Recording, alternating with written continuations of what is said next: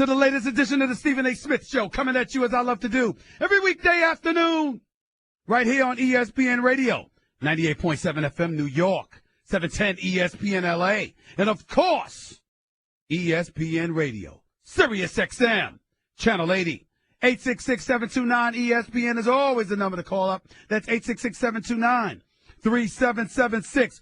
What a game! What a game! Unbelievable. I got to tell you something right now. I picked the New England Patriots to win this game, but I'm not going to front. I was damn close to giving up on them. I pretty much thought they were done 28-3, specifically after that pick six by Tom Brady. I didn't know what was going on. To say that I was shell-shocked doesn't even begin to describe the emotions that were resonating with me. I got to tell y'all, I didn't see it coming. I mean, Atlanta came out, first of all, the way Devontae Freeman and Tevin Coleman were running the football. My attitude was give them the ball all damn day. All day. Why are we wasting time? Give them the ball. Give them the ball. Let them run it down New England's throat because these boys are running at will. And then as the game progressed and you saw these boys, whether it was Jared or Freeman or whomever, I mean, the way Upshaw, the way they were getting that Tom Brady putting a hat on them, I said, good Lord have mercy. Look at these boys in Atlanta. Flat out studs, men amongst boys. This dude Mason on New England's offensive line, the same dude that got ran over constantly by Von Miller in last year's AFC Championship game, was getting beat up. And I said, Tom Brady don't have a prayer. You got guys that are all over him. You've got guys that are just sitting there. I mean, they are breathing down his neck. They were all over him. They look like studs. You got Deion Jones. I mean, he shows up. And I just sat there and said to myself, my Lord, what's going to happen? When he stripped LeGarrette Blount and they scored in the red zone, actually, it was at the 25-yard line, but they scored from there. I just said to myself, what the hell is going on? What is New England going to do? And then that pick six to put them up 21-3. I said, Lord, this is so bad right now. I don't even know what to say. Actually, it was a pick six that put them up 21-0 because Alford picked off. I mean, he watched Brady's eyes, stepped in front of the pass, picked it off, returned it 82 yards. Atlanta goes up 21-0.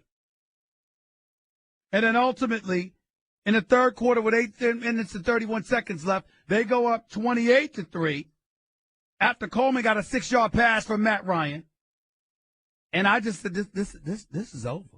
This is over. Even after New England scored, but then did convert the extra point, then they were down 28-9 instead of 28-3. I still thought it was over. And then what happens? You got this strip sack because Devontae Freeman missed blocking Dante Hightower. He strip sacked Matt Ryan. New England got the ball back. Actually, that was after Gostkowski's 33-yard field goal. But New England got the ball back, ultimately would end up scoring. You pull it within 28-20, and all of a sudden everything's getting tight. And then I started thinking about my analogy.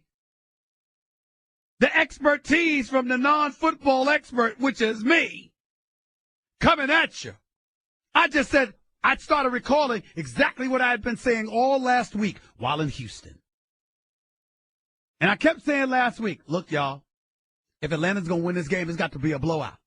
The tighter it gets, I got questions about these young brothers in their secondary. Alford, Collins, Allen, Neal. The list goes on and on. Jarrett, Beasley, Campbell, Jones, all of them were all over Tom Brady. But I just said to myself, you know something? What are they going to do? Because now that the game is getting tight, you got young dudes in your secondary on the biggest sports stage in the world going up against a 39-year-old in Tom Brady who's playing in his 7th Super Bowl, having already won 4, being a 3-time Super Bowl MVP at the moment, and on top of it all, He's playing some spectacular football. What are you going to do? And essentially, ladies and gentlemen, essentially, for the last 20 to 23 minutes, Tom Brady was pretty close to perfect. Pretty close to perfect. And Atlanta had no answer. At some point in time, they just looked like a deer in headlights. Let's call it like we see it, y'all. Let's not hide from this. They looked like a deer in headlights. We can slice it any way we want to. That's what this came down to. They look like a deer in headlights. They look completely in over their head. They just look like they didn't have it, man. They look like they didn't have it. We can slice it any way we want to. That's what this comes down to. And then ultimately, when Tom Brady sits there and drives you downfield and connects with Amendola on that 6-yard pass to pull it within 28-20. You're Atlanta. You still have hope. You got the lead, first of all. Secondly, you come right down the field. That spectacular pass by Julio Jones put you in a position where all you had to do was run the ball. Why? Because Matt Bryant, between 35 and 45 yards over the last couple of years, has hit 24 of his last 25 field goals from that distance. That's basically money, y'all. All you got to do is run the ball twice. 3 times. You don't gain any yardage, you kick the field goal. You're up 11, chances are you win this game because New England needs 2 possessions within that minimal amount of time, and as a result, they're not going to have much time because the clock is working against them. The Atlanta Falcons depart Super Bowl champions. But what the hell happens? Julio Jones, spectacular pass, tap dancing down the right sideline the way that he did. It was perfectly defensed, by the way. He just went up and got it. Next play. Run and play to Devontae Freeman, -1 yard. What does Kyle Shanahan do? What does Dan Quinn, the head coach for the Atlanta Falcons, allow his offensive coordinator to do? Matt Ryan does a 7, what did he say? Drop back 7 steps. 7! A 7-step drop back. Gets sacked. Loses 12 yards. Puts them out of field goal range. And once that happened,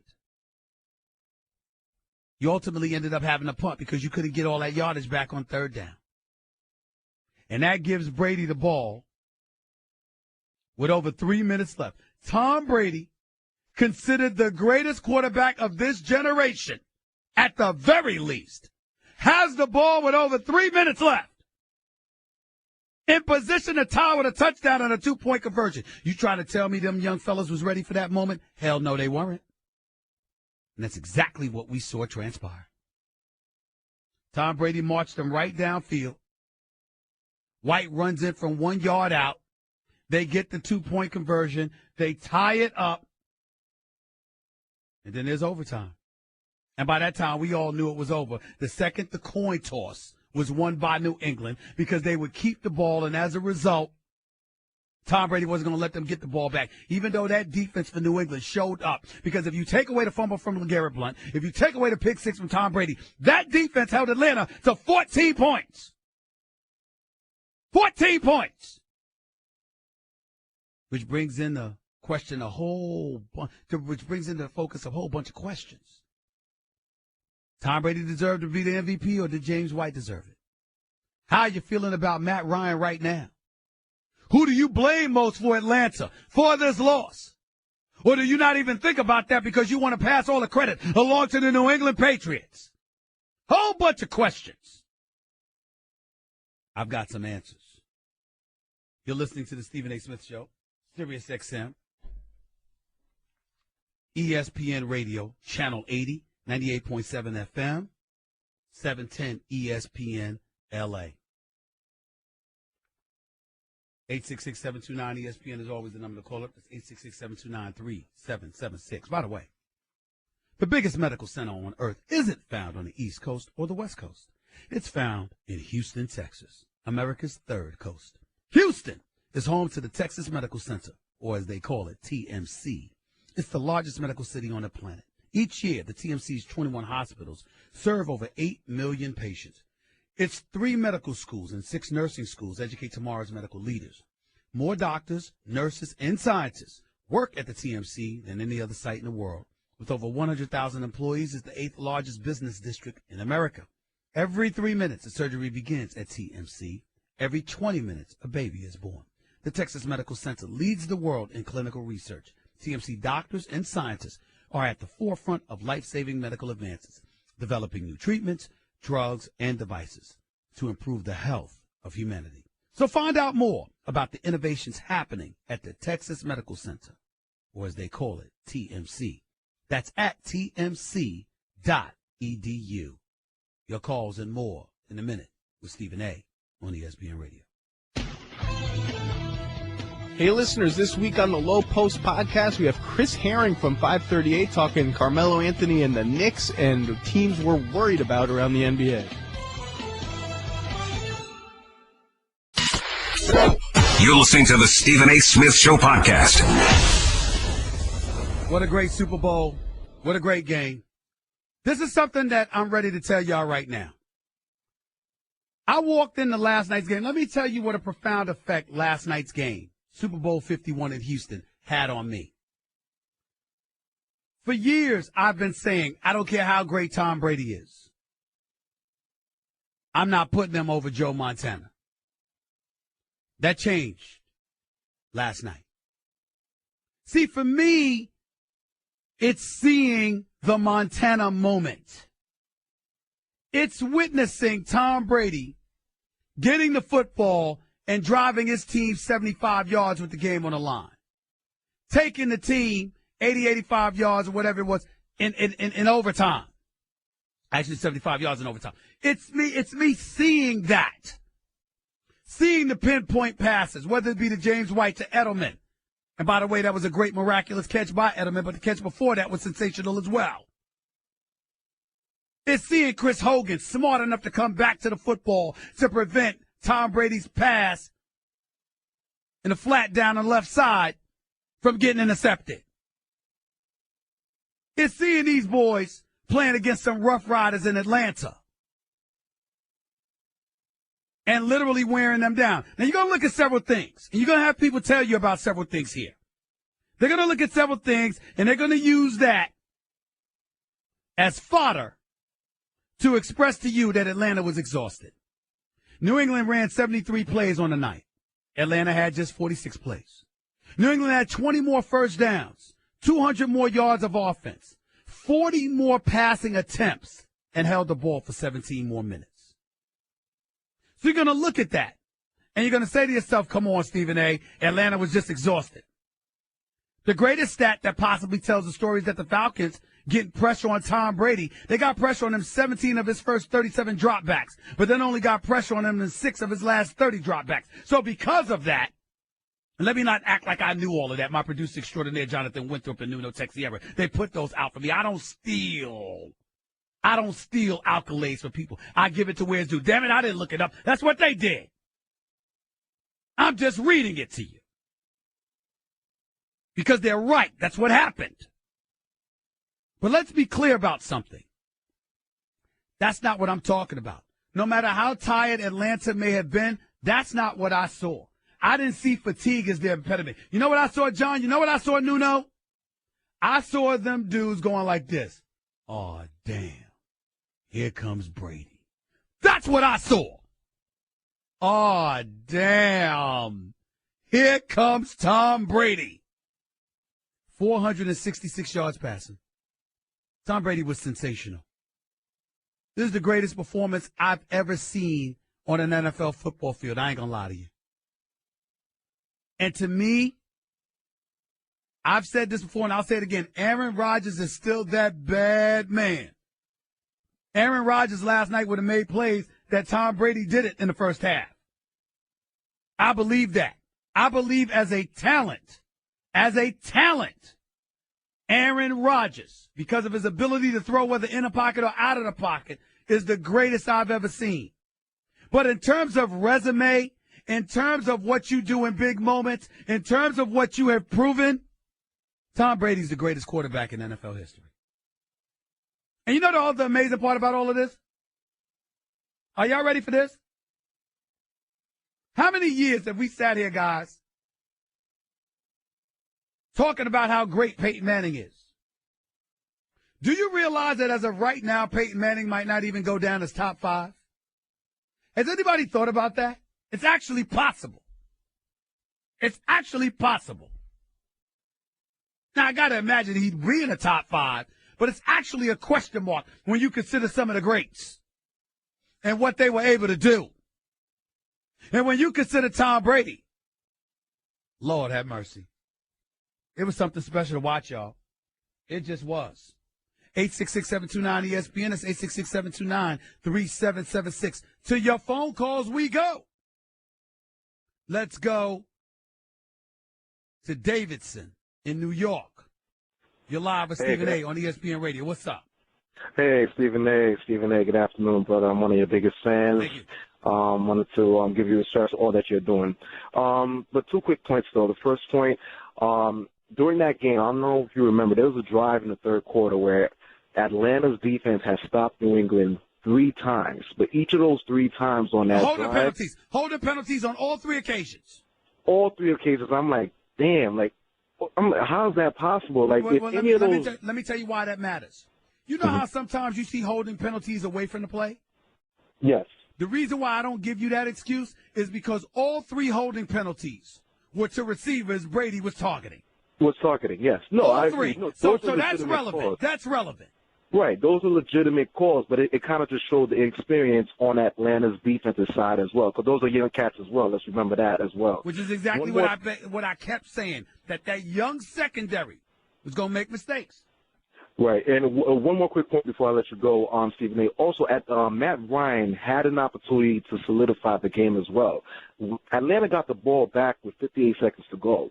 Granted, we had no timeouts left, but still, I question some of that play calling, but Matt Ryan had a chance to solidify himself as one of the best at the moment if he was able to just get us into field goal range. What do you think about that? Well, you're absolutely right. I think that Matt Ryan was the league MVP. 38 touchdowns, just 7 interceptions, a quarterback rating of 117, a QBR in the 80s. I think Matt Ryan had an opportunity to position himself to be seen as a first-tier guy. We still recognize that Matt Ryan is great. We still recognize that he's a big-time quarterback. My issue with Matt Ryan, more so than anything else, is that he blew the opportunity to be mentioned and equated in the same breath as Brady because he didn't get it done. Allowing yourself to get sacked, allowing New England to overcome a 28-3 deficit where your offense virtually did nothing because you got 3 or 4 consecutive 3-and-outs, you have something to do with that. Kyle Shanahan does too. And if I'm the 49ers, I'm looking at him right now, damn, I'm about to give you a 6-year deal. And this is what you give me? I'm looking at that. But that's just me. James in New Jersey, you're live with Stephen A. on ESPN Radio. What's up, James? Stephen A., how you doing today? I'm great. Thank you for calling. Talk to me. Appreciate it. All right, I'm glad you actually mentioned coaching because that's where I'm going with it. I'm a Tom Brady hater. I'm a Patriot hater. Got no qualm about it. Had a great game. Give him all the kudos in the world. But I got to give a lot more to Belichick and McDaniels because after that first half, let's be honest, whatever plan they had basically got thrown in the trash. And they had to re-scheme in 30, 40 minutes, a whole new game plan. Well, no. Stop, James. That's not the case in the first half. You saw how many drops they had in the first half dropping Tom Brady's passes? No, they definitely did, but I just feel like, especially on the defensive end, they weren't able to hold. Well, you mentioned Josh Atlanta McDaniels. at points. Atlanta was driving. They were scoring. You mentioned Josh. No. What game were you watching? They did drive and score, but also LeGarrette Blount fumbling, and then Brady with the pick 6. That's 14 points. They only gave up 7 points as an offense. They only gave up a legitimate 7 points in the first half, as far as I'm concerned. The other 2 touchdowns were put on Brady and LeGarrette Blount. And Josh McDaniels had them moving the football. They just messed up. 866-729-3776 is the number to call. That's 866-729-ESPN. You're listening to the Stephen A. Smith Show on ESPN Radio. Damian Woody, Super Bowl champion with the New England Patriots, NFL analyst for ESPN. He's up next with yours truly. Don't touch that dial. It's Stephen A. in the house, the ESPN Radio. Guess what? You're in the middle of the Stephen A. Smith Show podcast. Damn it, I mean it! Y'all don't know anything about this. It's like a jungle sometimes. It makes me wonder how I keep from going under. Y'all don't know anything about that. But my next guest does. And it ain't just because he's a Super Bowl champion. It's because he's big boy.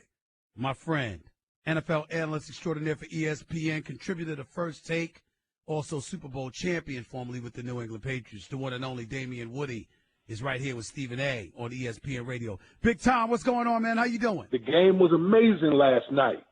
Amazing. I never in my wildest dreams thought that I would see a performance like that. I mean, put Tom Brady's performance into words for me. I'm running out of superlatives. What did you have to say about it? I mean, look, here's the deal. The New England Patriots were down by 25 points in the Super Bowl. Do you know how many things have to go right in order for you to win a game when you're down by 25 points? The composure that you have to have, not only from Tom Brady, but everyone. It takes everyone to do their job at a high level to overcome a deficit of 25 points in the second half. So, listen, you got to give props, all credit to the New England Patriots organization, Coach Belichick on down, having those guys prepared, making adjustments in the second half, because that was a big-time performance in the second half. What mode of thinking do you have? Do you give most credit to New England, or do you give the blame to Atlanta? Where does your thinking reside? Well, listen, both you can go both ways, but for New England to be able to make all those plays to get, again, down 25 in the third quarter, I don't know if people really understand how hard it is to come back from being down 25 points against a team that had a record-setting offense. That's incredibly hard to do. So, again, you have to give props to Coach Belichick to making those second-half adjustments. The defense was able to tighten up, and offensively, they were on a mission. They were on point pretty much the whole second half. We're talking to Damian Woody, NFL analyst for ESPN, right here with Stephen A.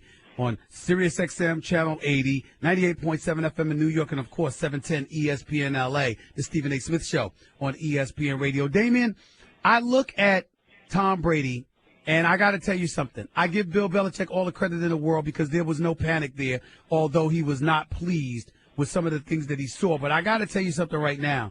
Bill Belichick was sensational. Matt Patricia held it down, did a damn good job considering the circumstances. But all of that gets squashed by the greatness of Tom Brady in my mind. What about yours?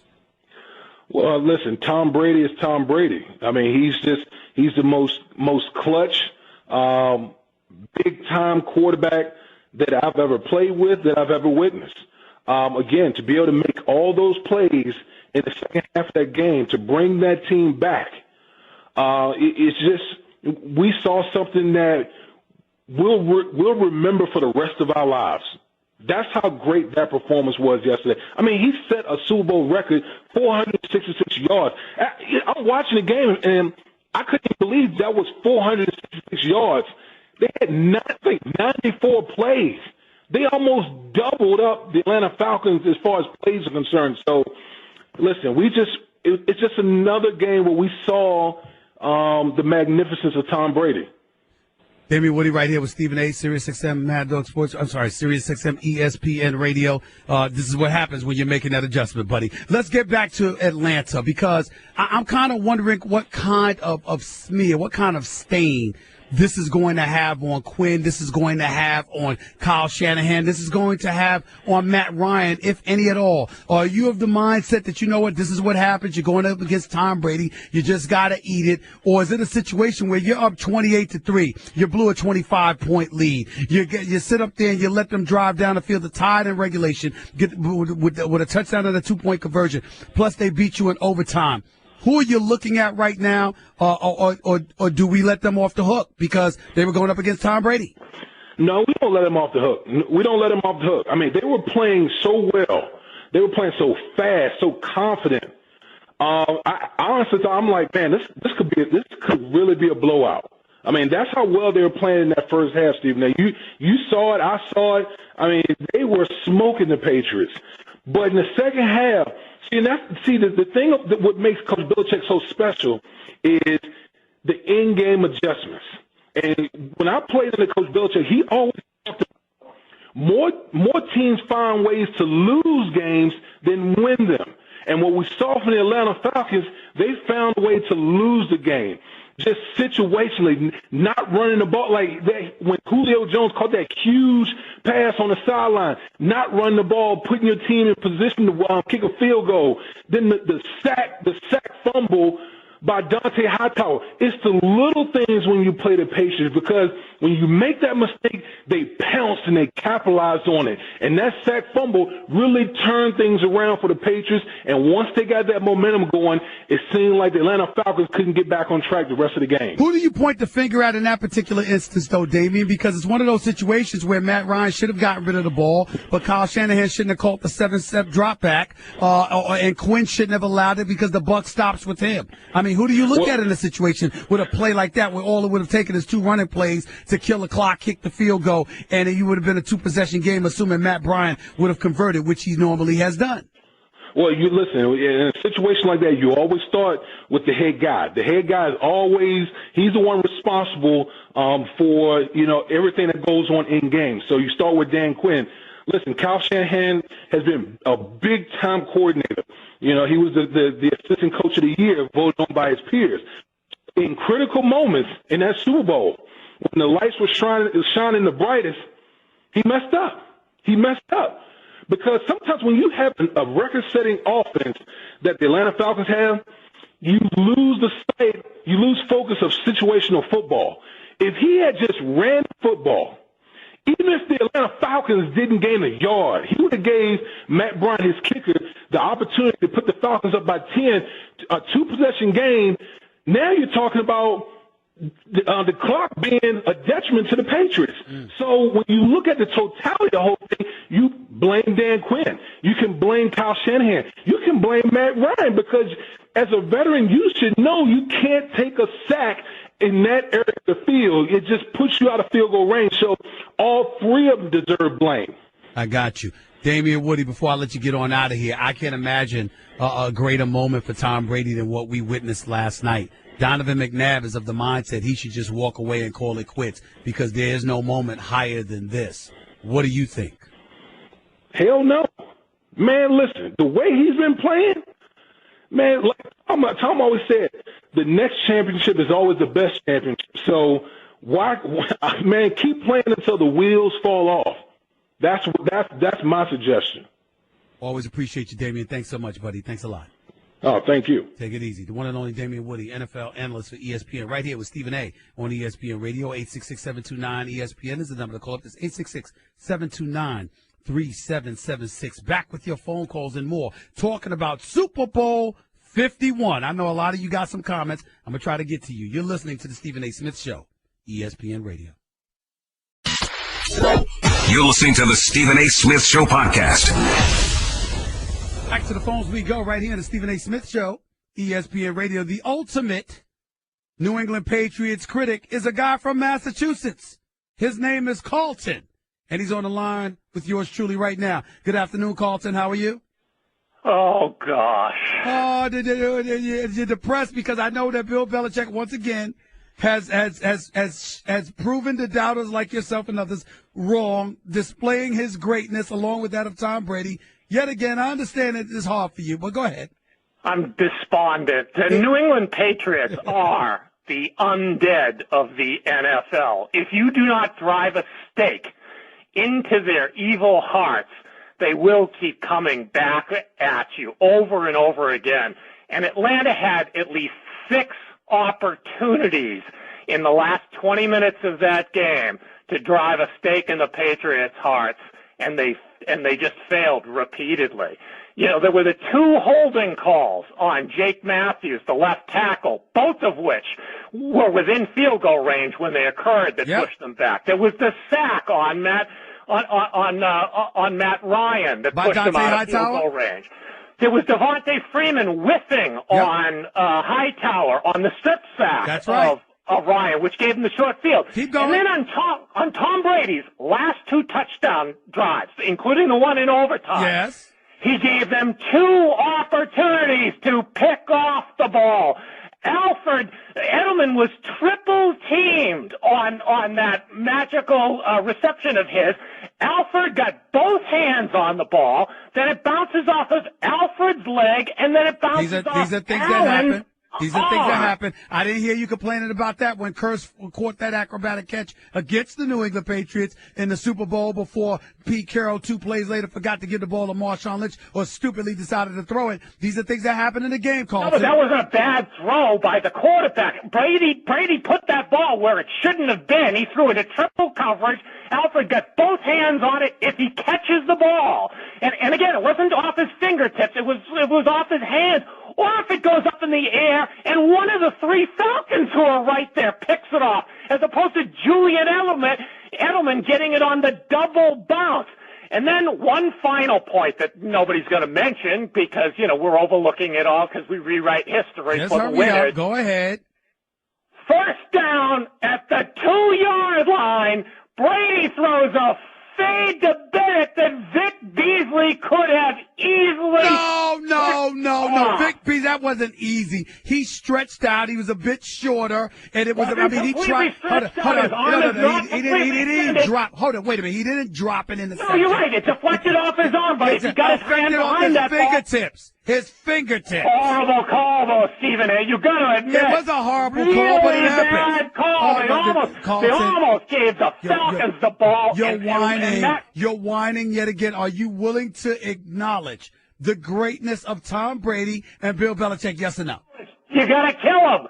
You got to kill him. And the Falcons had numerous opportunities to kill him, and they didn't do it, which means the evil undead walks upon us for their 5th Super Bowl championship. I got you. I appreciate your call, Carlton. I'm very sorry. My condolences to you. There is no bigger hatred for the Patriots emanating from anyone more so than Carlton from Massachusetts. I mean, I allow him to call up in here. He's incredibly knowledgeable. He's a great caller. But, I mean, there is no objectivity coming from him when it comes to the Patriots. I think Jonathan Winthrop and Nuno Texiera can confirm that. There is no objectivity coming from Carlton about the New England Patriots and Bill Belichick. He says that he won't stop cheating. He won't stop. That's what he said. That's what he said years ago. But it is what it is. The New England Patriots are truly America's team, ladies and gentlemen.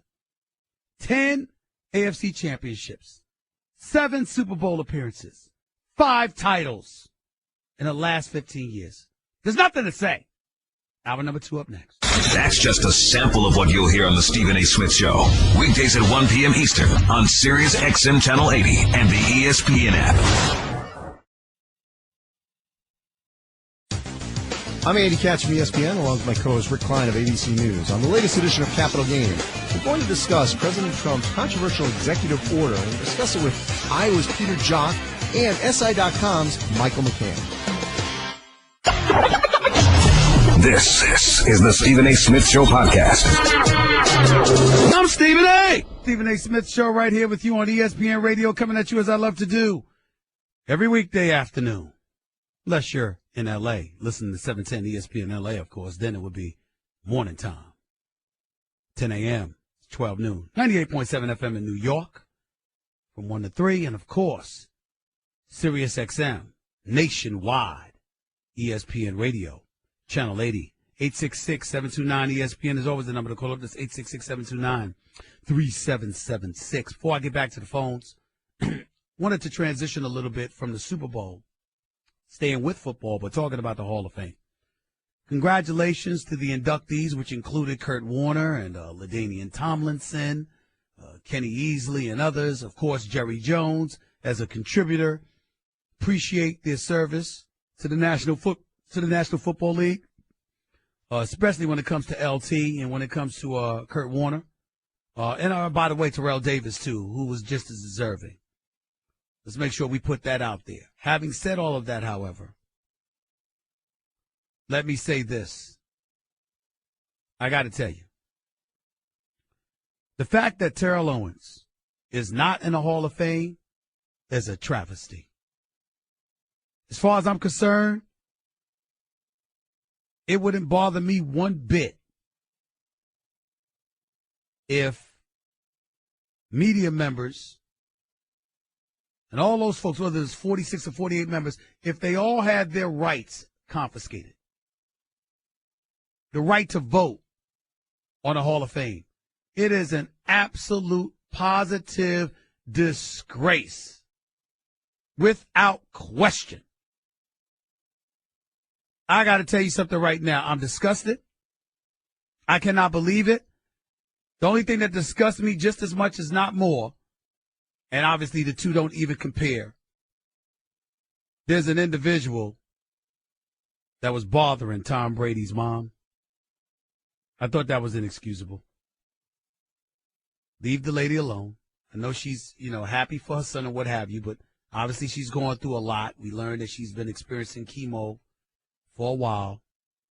And I got to tell you, as somebody whose mother struggles with that every day, I would not appreciate if somebody threw a camera and a microphone in my mother's face. It would have been a problem if it was my mom. But I digress. Back to Terrell Owens.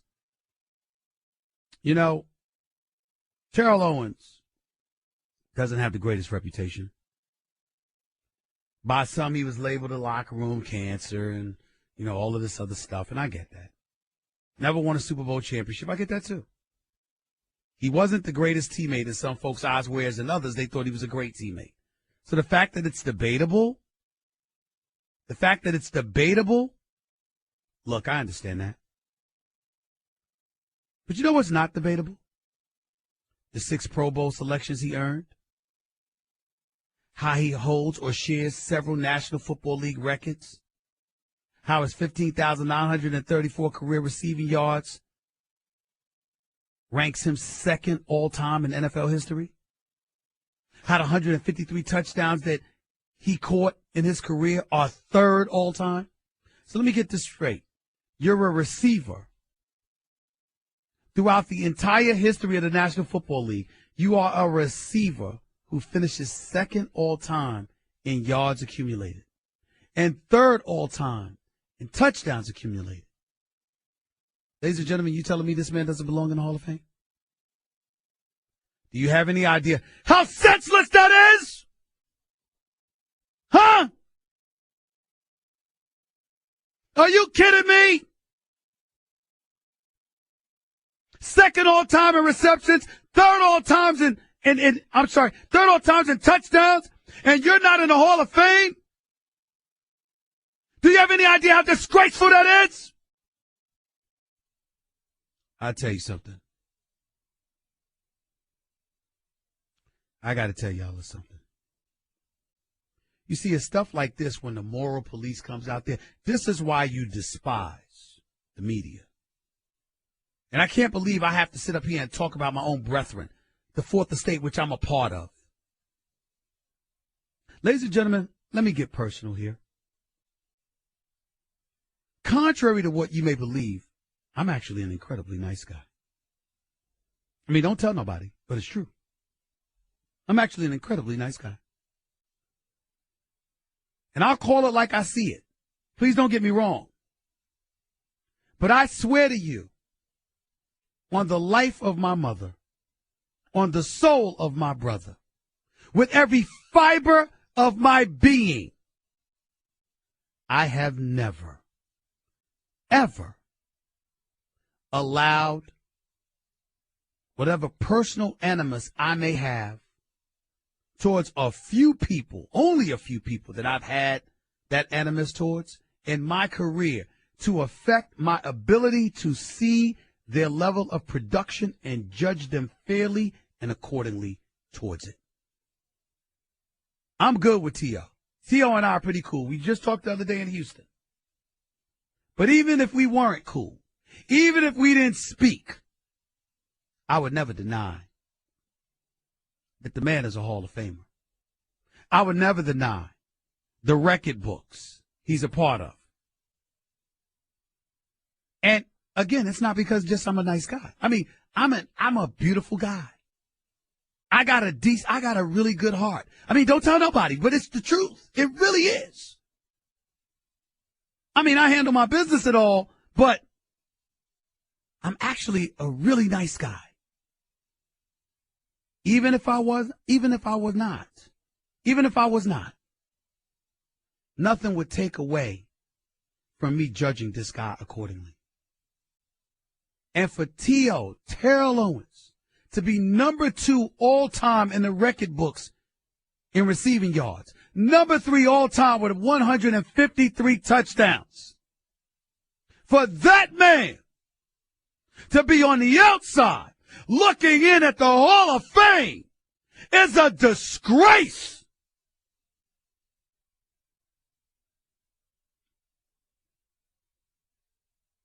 It shows that we're not what we're supposed to be as media members.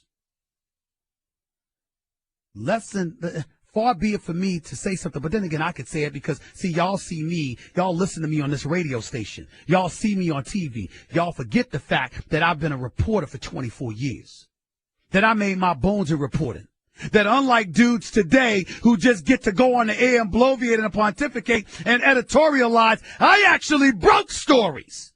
That's how I got here. I actually broke news stories. I actually had a license and an obligation to disseminate objective news. I did it for over 15 years. To see people allowing their personal feelings to impair their judgment towards this man is disgraceful. This is America. We're supposed to be a land of meritocracy. We're supposed to be about the business of pursuing fairness and judging people according to their actions and their deeds. What has happened to us? All of yous. All of yous. What has happened to us? If you can ignore this man and the numbers he put up, who's next? Who's next? And what bogus reason will you have in store at that time? 866-729-ESPN. That's 866-729-3776. People should be ashamed of themselves. They really should. The biggest medical center on earth isn't found on the East Coast or the West Coast. It's found in Houston, Texas, America's third coast. Houston is home to the Texas Medical Center, or as they call it, TMC. It's the largest medical city on the planet. Each year, the TMC's 21 hospitals serve over 8 million patients. Its 3 medical schools and 6 nursing schools educate tomorrow's medical leaders. More doctors, nurses, and scientists work at the TMC than any other site in the world. With over 100,000 employees, it's the 8th largest business district in America. Every 30 minutes, a surgery begins at the TMC. Every 20 minutes, a baby is born.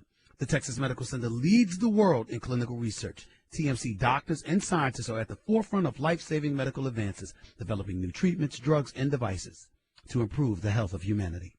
So find out more about the innovations happening at the Texas Medical Center. You'll find it at tmc.edu. More of your phone calls on Super Bowl 51, on the greatness of Tom Brady, on the travesty that involves T.O. being left out of the Hall of Fame. All that and more up next with Stephen A. on ESPN Radio. Hey, football fans, this is Mel Kiper Jr. on the latest First Draft podcast. Todd McShay. Chris Sproul and I discuss the Senior Bowl standouts and also weigh in on where some of the top-rated quarterbacks will land in this year's draft. You're listening to the Stephen A. Smith Show podcast. I mean what I say when I spoke about Terrell Owens. It's a travesty. It's a travesty that he's not a member of the Hall of Fame. No disrespect to the entries that actually made it. But there's no way he should not have been one of them. By the way, congratulations to Dak Prescott. Basically, Offensive Rookie of the Year.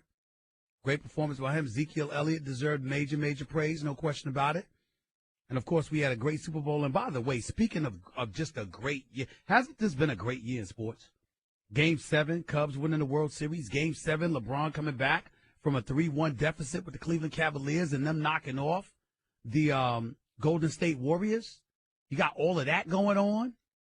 So the Super Bowl, the national championship, which happened in the same stadium, when Villanova and Jenkins hit that game-winning shot to win the national championship over North Carolina. I mean, everywhere you turn, I mean, what a fantastic year in sports it has been. And the NFL basically saved itself scrutiny about diminished ratings and all of this other stuff. I mean, this Super Bowl was epic.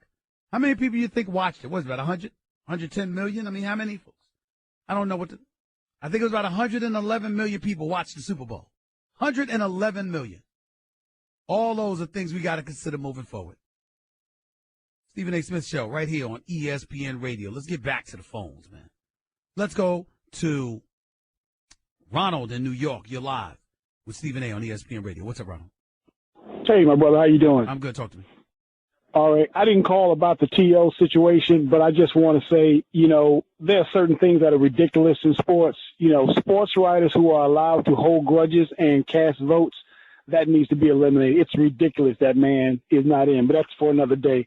I just want to say, Stephen A., let me tell you something. I've watched sports for 56 years of my life, and, I'm a New Yorker. I lived in Atlanta for 32 years. I'm back in New York now. I'm a Cowboy follower. But I'm telling you, when you see greatness, when it comes to sports history, you got to take a pause and stop pointing fingers. We can analyze all we want, but what we saw last night, Damian Woody hit on some major, major points if you played the game. We won't see that again, not like that. Your favorite quarterback can be whoever it is in history. They didn't do it like that. Yeah. I mean, I got so many emotions. I got so many people that are heartbroken in the city of Atlanta right now. I just have to allow them to hurt for as long as they need to hurt, because that's a tough one.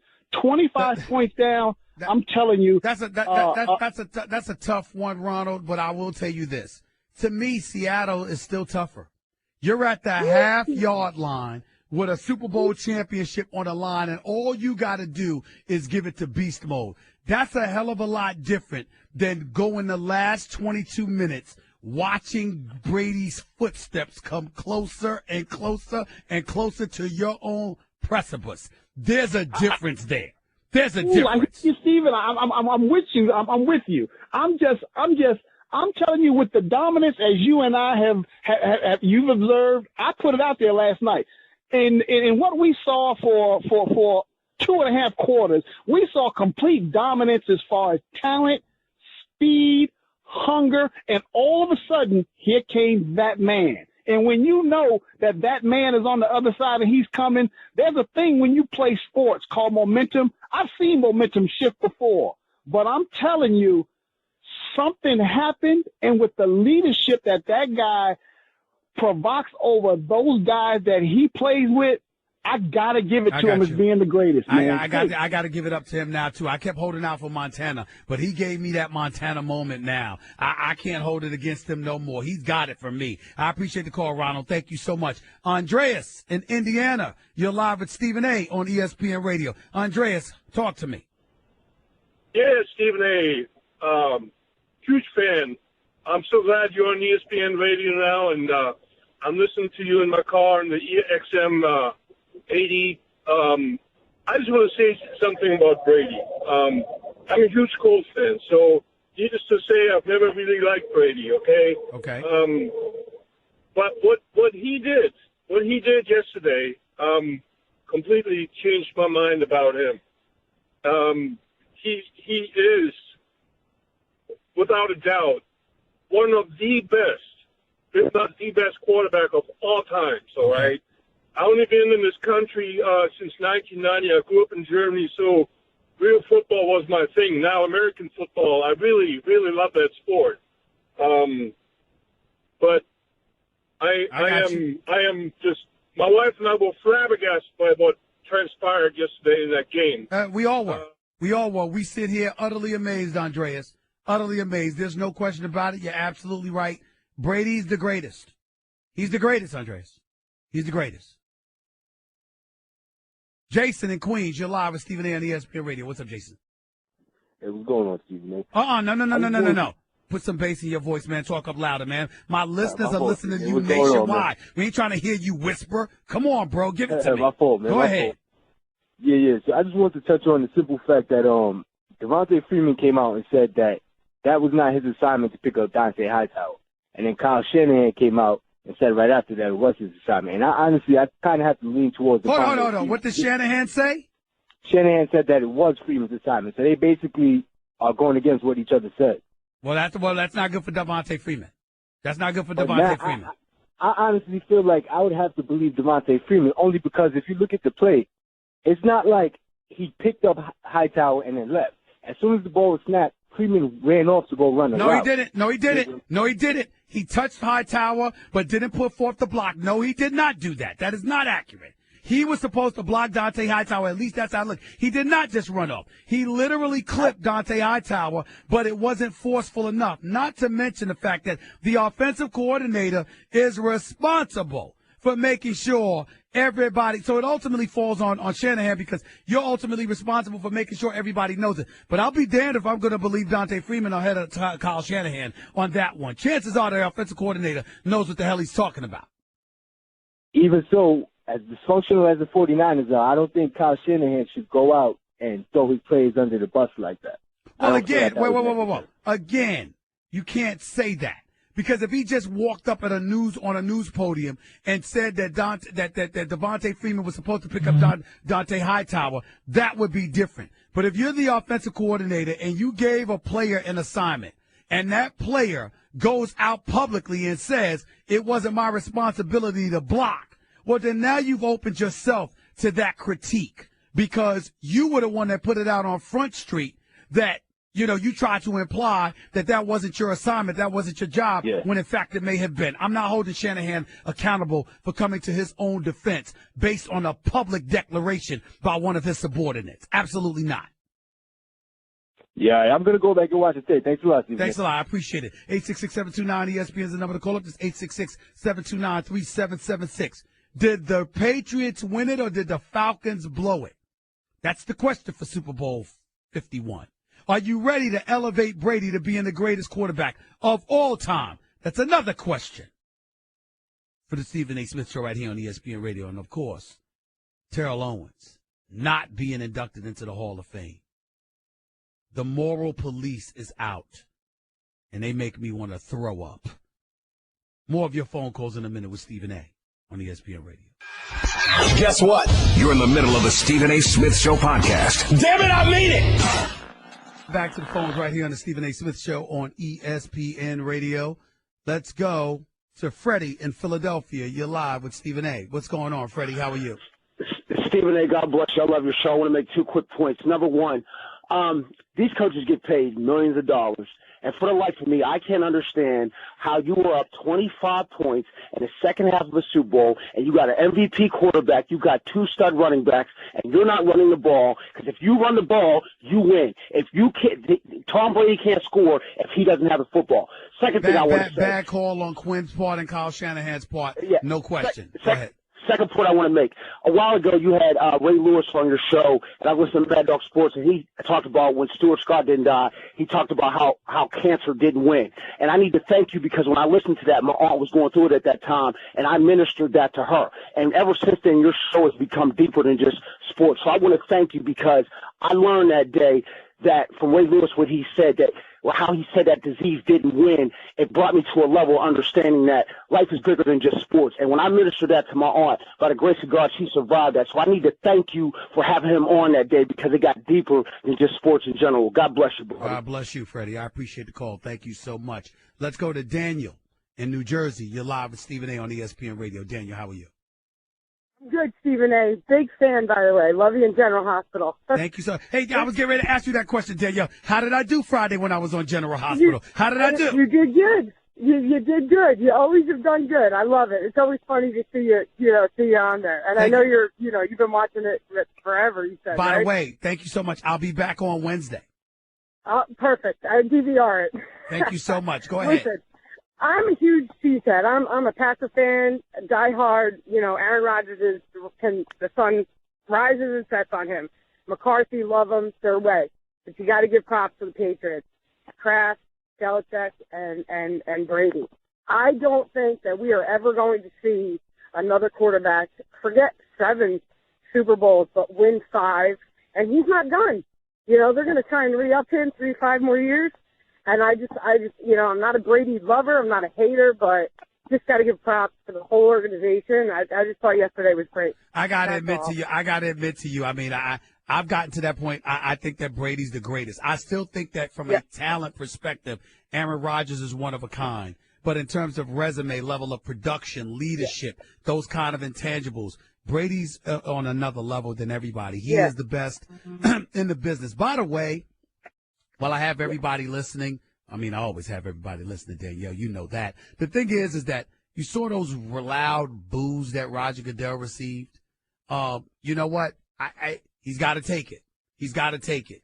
And I thought that Brady and Belichick and everybody handled it with class, and they left it to Robert Kraft, the owner for the Patriots, to basically speak for them and what he said. We've been through a lot. Everybody knows that. Everybody knows why. And it was just something that was special, and I give a lot of credit where credit is due in that regard. Danielle, thank you so much for the call. I appreciate it. You take care of yourself. All right. Thanks, Stephen A. All right, let's go to Andre in California. You're live with Stephen A. on ESPN Radio. What's up, Andre?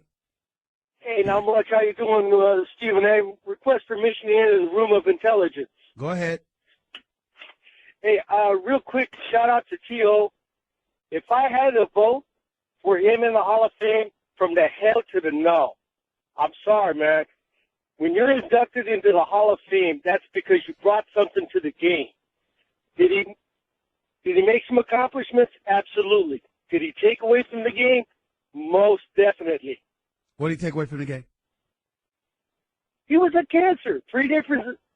How many different teams did he go to? Well, he went to the San Francisco. Every single one. Hold on. I'm going to answer your question. He went to the San Francisco 49ers. They were not that good. Jeff Garcia was their quarterback. Mariucci, a good man, a good coach. He was their coach, but they didn't have much. He goes to Philadelphia. And what happens? He sits up there and has an incredible season, gets injured for the playoffs, but comes back for the Super Bowl and plays the game of his life on one leg. But they couldn't beat New England and Tom Brady. Okay. Then he goes, he goes to Dallas. They're balling. He leaves. They have 3 8-8 seasons. Okay. He goes to Cincinnati. He's better than Chad Ochocinco in terms of route running and things of that nature. He wasn't perfect, Andre, and I do understand that. But we've had drunks. We've had abusers. We've had all type of individuals with challenged morals, etc. I would even give you what you're saying if he's a quarterback. He is a wide receivers. Most of them would tell you they're all divas. But in the end, he went out there and performed where he's second all-time in receptions, third all-time in touchdowns. For him not to have received Hall of Fame induction is an absolute travesty because it gives folks a license to ignore on-field production for their own preferences in terms of how you should act. And I think that's a very dangerous position for you to take. But on a personal level, I wish nothing but the best for the man. But as a player, but the point is but this. as a player, I got wait a minute. With all due respect, you're thinking his ass backwards. And here's why. On a personal level, you don't know him and he doesn't know you. So the point is that all you should be judging him by is professionally. And all you have to go on professionally is his on-field production and hearsay about what people have said about him. Because in every single one of those locker rooms, I can tell you that there are players who said he was a Hall of Famer. Donovan McNabb was on my show on First Take on ESPN every weekday morning from 10 a.m. to 12 noon Eastern Time. Donovan McNabb got into it more with T.O. than arguably anybody. And Donovan McNabb even said, despite all of that, there is no question it's a travesty that he is not a Hall of Famer. Now, this is a quarterback that couldn't stand T.O. Let's remember that. Okay.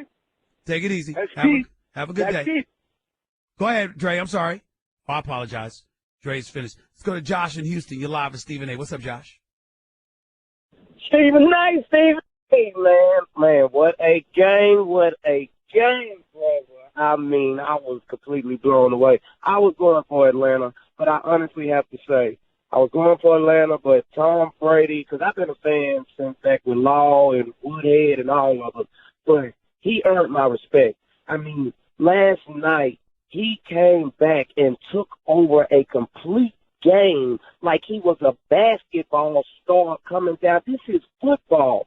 What he did, setting the bar so high for these young quarterbacks to come, it's going to be hell to reset. And for him not to be MVP, he got his payback because he got booed. They won. He came back, and he has set the standard for NFL quarterbacks. If you want to be the best, that's what you got to achieve. I seen you on CNN, too, man. You look good over there. I appreciate that, politics, man. Thank you so much, man. I appreciate you talking about when I was on with Michael Smirkanish this past Saturday morning. I appreciate you, man. Thank you so much for the call. 866-729-ESPN is the number to call up. That's 866-729-3776. Your phone calls to close out the show in a minute. Talking Super Bowl 51, the greatness of Tom Brady and Bill Belichick, the flaws of the Atlanta Falcons, and, of course, the Hall of Fame snub of Terrell Owens. All that and more up next with Stephen A., ESPN Radio.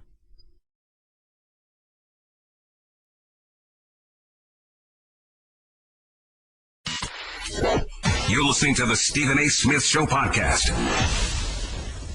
Right here with Stephen A. Smith on ESPN Radio, 866-729. ESPN is the number to call up. That's 866-729-3776, 710 ESPN LA, 98.7 FM in New York City, and, of course, Sirius XM nationwide on ESPN Radio, channel number 80.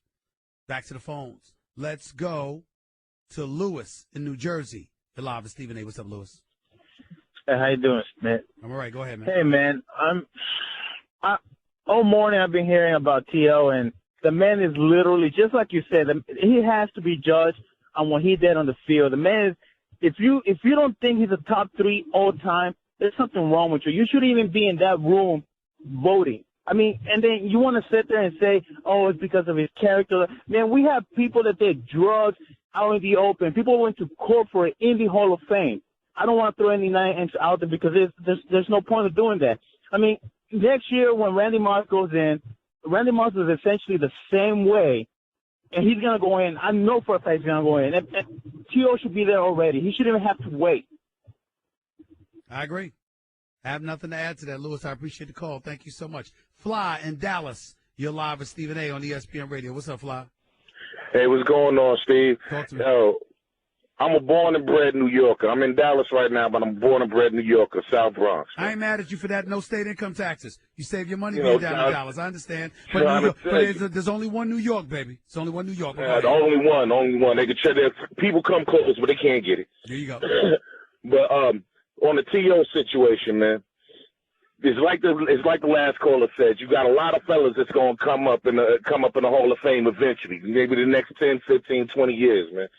Somebody like a Roethlisberger that gets up there. Are they going to address the things that he did off the field when they start voting for him? Are they even going to pay attention? I mean, not throwing anybody under the bus. Well, what you're going to hear is that accusations never involved any arrest or anything like that. But also you're also going to hear that's not something that's about the locker room. T.O., what's being held against T.O. is his locker room tendencies and how he was cancerous to teams. I'm not buying that. If he was so cancerous, why would he be so productive? That speaks to the same thing I'm trying to say. When it comes down, I'm not trying to draw no line. I'm really not. but it seems like there's always a higher standard held for certain players, and I think you know what I'm talking about. Yes, I do. As compared to other ones. Yes, I do. Say the moral police, like you call them, come stepping out when it comes to certain group of players. Well, in fairness to my colleagues, somebody like Mike Golick on ESPN Radio this morning, with Mike and Mike, he said that. He was echoing the words moral police, and I totally agree with him. So I don't want to take credit away from him because he's the one that said that, because he equally feels, as I do, that it's an absolute travesty that Terrell Owens is not in the Hall of Fame. There are young kids coming out of college right now that could do anywhere half as well as Terrell did on the field. Judge that man on what he did on the field. Who cares what happened in the locker room? You got so many egos in the locker room, and nobody's going to get along with each other at all times. But when it comes down to what that man did on the field, that man is not only a Hall of Famer, he's a superstar, and it's going to be a long time before anybody comes out of college touching his records. I'm with you. I appreciate the call, man. Thank you so much. Let's go to David in Manhattan. You're live with Stephen A. on ESPN Radio. What's up, David? Hi, Stephen A. Love your show. Thank you. Go ahead, buddy. 2 questions. I've been a Miami Dolphins fan for over 35 years, since before Marino was in the league, and I just wanted to get your take on Jason Taylor making the Hall of Fame first ballot. And secondly, there was reports that came out before the Super Bowl that Bob Kraft and Bill Belichick discussed his retirement, and we know that Josh McDaniel turned down head coaching jobs. I was wondering if you think that he's going to be retiring maybe after next season, and that they're grooving Josh McDaniel to take over. I think Bill Belichick loves football too much. I don't see him walking away. I see him sticking around for a few more years. Right. That's my position. I think when you get in a moment and you think about a high, like the high they got yesterday, you find yourself saying, how am I going to sit up there and eclipse this? I mean, I think that's what you do. But ultimately, I'm just of the mindset that, listen, man, I just believe, hey, Bill Belichick's going to be around. As for Jason Taylor, it's hard to argue with his career. He's had a 15-year career. The guy had 139 and a half sacks. Yep. 139 and a half sacks in his NFL career. And at least 6 seasons, he had double-digit sacks, including the league-leading 18 and a half in 2002. And 9 touchdowns. Listen, I can't say that, oh, my God, he comes across as that kind of a difference maker, but the numbers say he's a Hall of Famer. Right. Thanks a lot, man. I appreciate the call. Larry in Maryland, you're live with Stephen A. on ESPN Radio. What's up, Larry? Hey, Stephen, I was saying that you're right. T.O. should be in based on his numbers, but we've seen in the past how the media holds people out. Jim Rice was not a media favorite when he was in Boston. What about Eddie Murray? Let's not forget Eddie him. Murray. Yep. All great players in their rights in their own divisions, but the media didn't like them, so they didn't get him in. T.O. is deserving to be in the league, in the Hall of Fame. That's the bottom line. All T.O. stuff has nothing to do with nothing. That's the bottom line. I completely agree with you, Larry. Thank you so much. Andrew in New York, you're live with Stephen A. on ESPN Radio. What's up, Andrew? What's up, Stephen A? I want to switch it up a little bit. I want to talk about Dak Prescott and see your opinion on if he truly deserved the Rookie of the Year. Well, I think it should have been co-rookie. I think it should have been co-rookie of the year between him and Ezekiel Elliott. So my thing is, Ezekiel Elliott was a top 5 running back. He was one of the top 5 for MVP. So wouldn't that make him the runner-up, like the automatic decision for Rookie of the Year? I don't know. I think you're dissecting it a little bit too tough. I think they deserve co-rookie of the year, but I don't think either deserve league MVP. It's just that simple to me. Joe in Buffalo, you're live with Stephen A. on ESPN Radio. Real quick, Joe, go ahead. Hey, Stephen A. Just wanted to first off say thank you for all that you do, and I love watching and listening to all that you got to say, so thank you very much. Thank you. Go ahead. Hey, just wanted to get your opinion on when people say now that Tom Brady should retire, and here's my view on it, my quick point. I kind of compare him to Peyton Manning, where last year when he won the Super Bowl, I think he needed to retire. He left everything out there. He left it all out in the field. And I think Tom Brady, to tell you the truth, I think he's got 2 to 3 more years to him. All right. I appreciate the call. Joe, I agree with you. I think that Tom Brady looked like he could go 2 or 3 more years, at least.